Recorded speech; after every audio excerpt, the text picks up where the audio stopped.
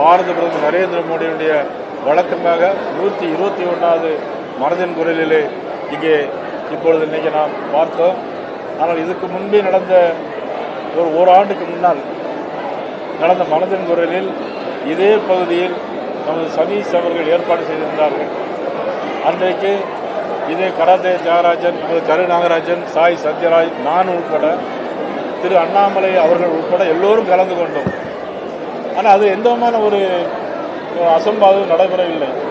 ஆனால் அன்றைக்கு எங்களுக்கு அனுமதி இருந்தது கடந்த ஆண்டு. ஆனால் இந்த ஆண்டு ஜாயின்ட் கமிஷனர் விஜயகுமார் அவர்கள் எங்களுக்கு அனுமதி தரல. நாங்கள் பொது இடத்தில் போட்டிருந்தோம், எல்லாருக்கும் அன்னதானம் கொடுப்பதற்கு ஏற்பாடு பண்ணியிருந்தோம்.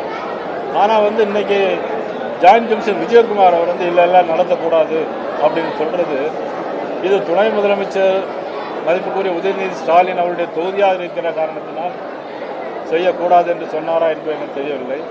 அல்லது துணை முதலமைச்சர் மட்டுமே அவர் காவல்துறை அதிகாரியாக இருக்காரா என்பது மட்டும் எங்களுக்கு புலப்படவில்லை, என்ன என்று தெரியவில்லை.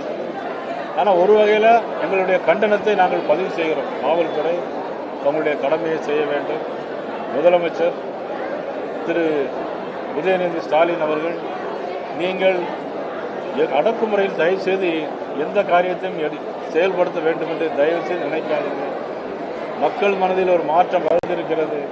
இப்படியெல்லாம் தடுத்து நிப்பாட்டிவிட்டால் மக்களுடைய மாற்றம் நிச்சயமாக அது மாறாது என்று மட்டும் தவறாக நினைக்காதீர்கள். ஆட்சி உங்களுக்கு நிரந்தரமானது மட்டுமல்ல என்பதை இந்த நேரத்தில் நான் உங்களுக்கு தெளிவுபடுத்த விரும்புகிறேன்.